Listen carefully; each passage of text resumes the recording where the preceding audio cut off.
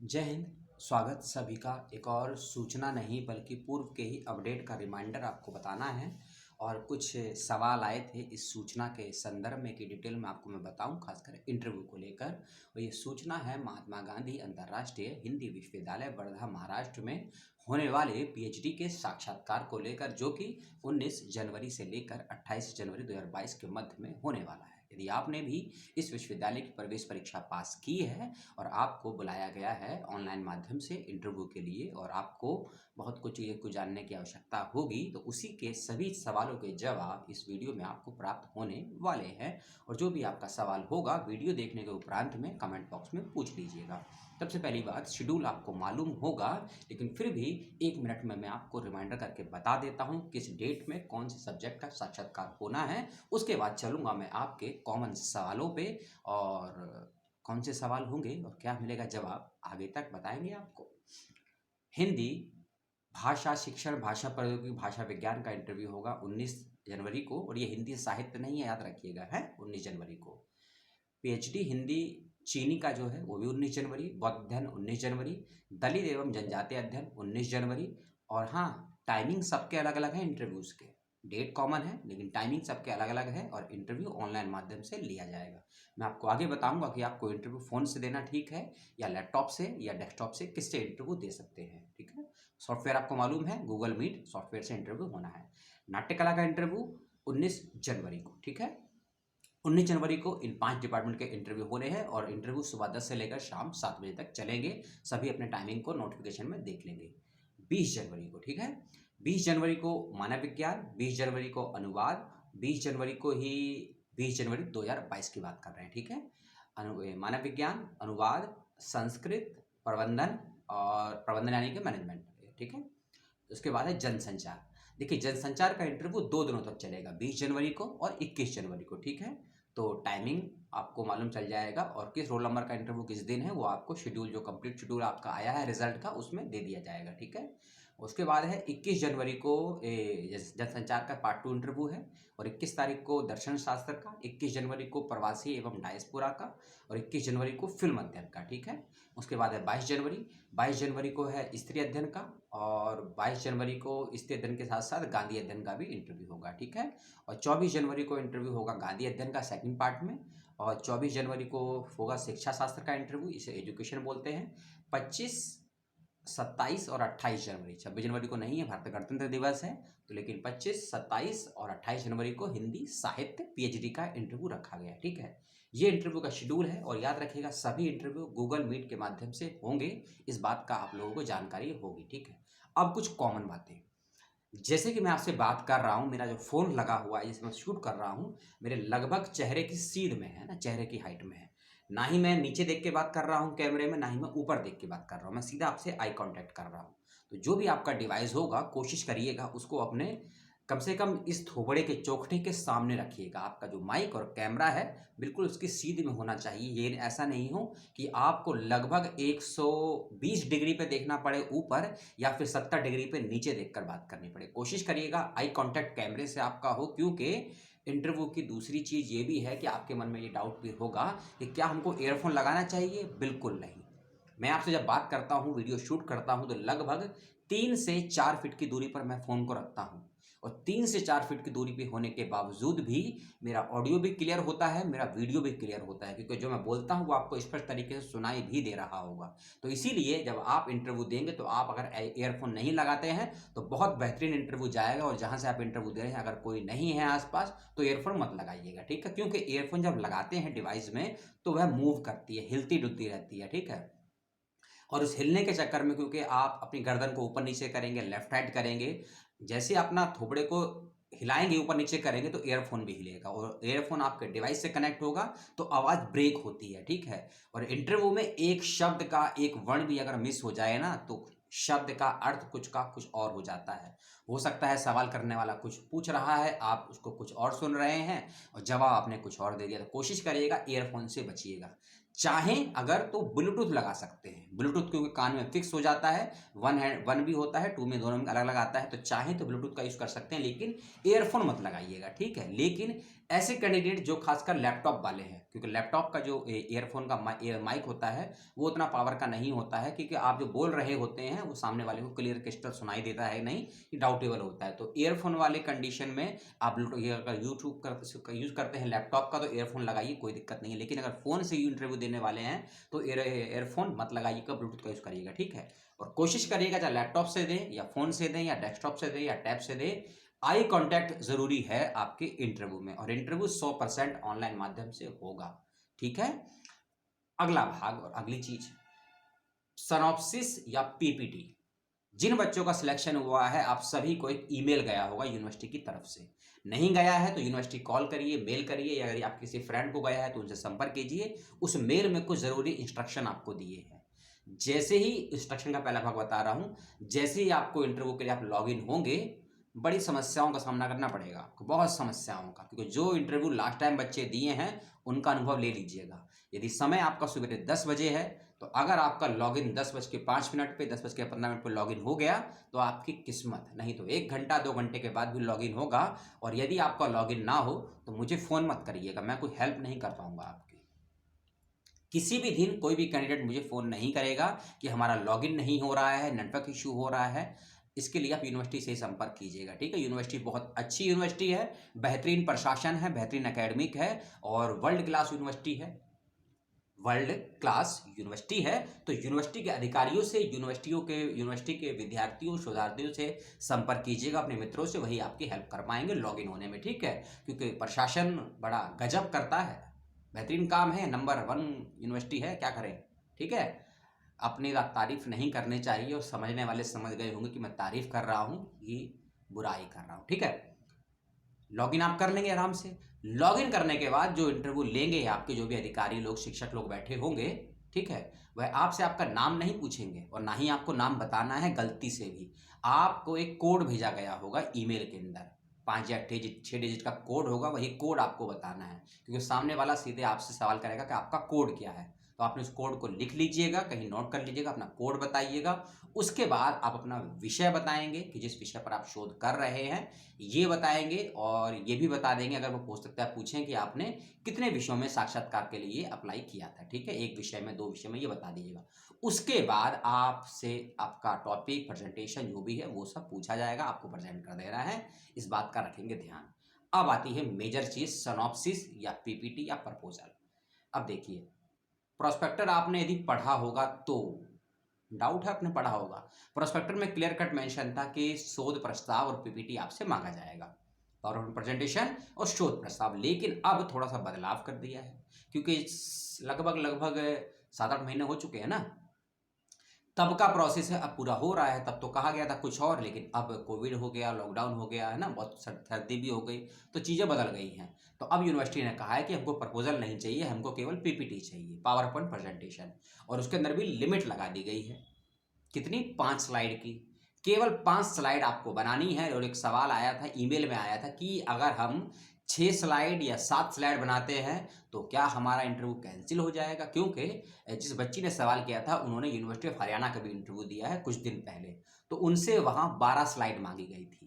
और एक बच्चे का और फ़ोन आया इकोनॉमिक्स में, वहाँ पे वो मैनेजमेंट का इंटरव्यू दिए थे हरियाणा में, उनसे 15 स्लाइड मांगी गई थी। तो उनका, इन दोनों का कहना ये था कि अगर हम 5 की बजाय 6 या 7 स्लाइड बनाते हैं तब क्या हमारा इंटरव्यू कैंसिल हो जाएगा या हम डिस्क्वालीफाई हो जाएंगे। डिस्क्वालीफाई होंगे या नहीं होंगे, इसको लेकर आप यूनिवर्सिटी अधिकारियों और विभागाध्यक्ष और परीक्षा विभाग से बातचीत करिए। मेरे पास इसका ऑफिशियली जवाब नहीं है कि यदि कोई कैंडिडेट 6 स्लाइड, 7 स्लाइड, 8 स्लाइड बनाता है, या कोई कैंडिडेट 3 स्लाइड, 2 स्लाइड ही बनाता है तब क्या होगा, या फिर कोई ऐसा कैंडिडेट जो स्लाइड बनाता ही नहीं है, केवल सिनॉप्सिस बनाकर ले गया, उसको पीपीटी बनाने नहीं आती, या फिर कई ऐसे भी होंगे पीपीटी कहीं से बनवा लेंगे, उनको चलाने नहीं आती, और अगर चलाते चलाते पीपीटी आपकी रुक गई तब। तो इन सवालों के जवाब मेरे पास नहीं है। आप अधिकारियों से, विभागाध्यक्ष से, शिक्षकों से बातचीत कीजिएगा, विद्वान हैं, अनुभवी हैं, अपने ज्ञान से सभी को उज्ज्वलित करते हैं विश्व दुनिया में, तो आप उनसे हेल्प लीजिएगा, वही बताएंगे, ठीक है। जो जानकारी एक यूट्यूबर के पास होती है मैं वही बताऊंगा।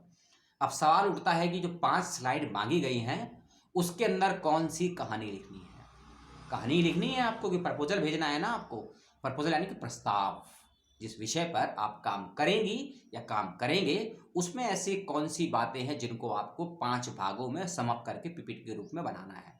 पीपीटी बनाने के का फॉर्मेट मैं आपको समझाऊं उससे पहले याद रखिएगा, पीपीटी में कोई फोटो वगैरह मत लगाइएगा, कोई शेरो शायरी मत लिखिएगा।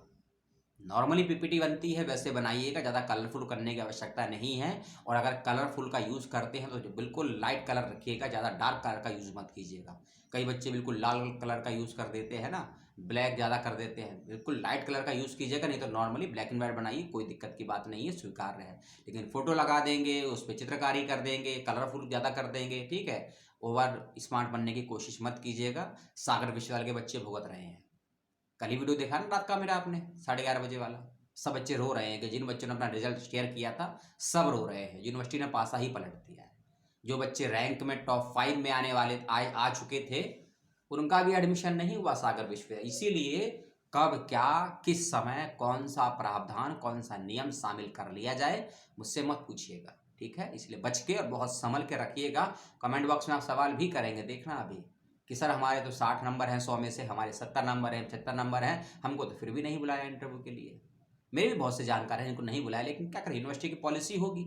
हमने भी यूनिवर्सिटी को मेल किया, आरटीआई भी फाइल की, शिक्षकों से बात की, लेकिन किसी ने कोई जवाब नहीं दिया, कोई हेल्प नहीं की। सभी हेल्पलेस हैं, हेल्पलेस हैं या हेल्पलेस कर दिए गए हैं, उस पर अपनी राय दीजिएगा। अब आते हैं पीपीटी के फॉर्मेट पे, ठीक है।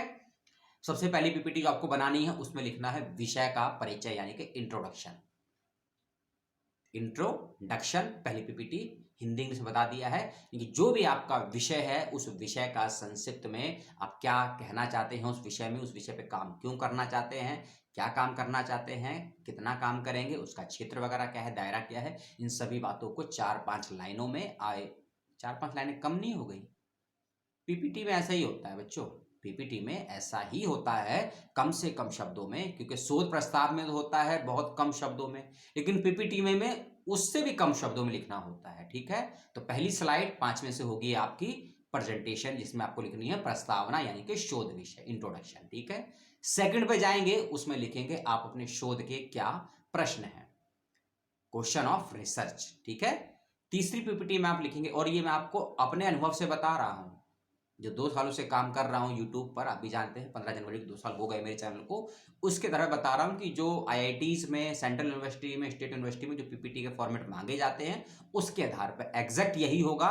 मैं ये नहीं कह सकता हूं, आप चाहे तो उसमें बदलाव कर सकते हैं, ठीक है। सेकंड आपका प्रश्न हो गए, ठीक है।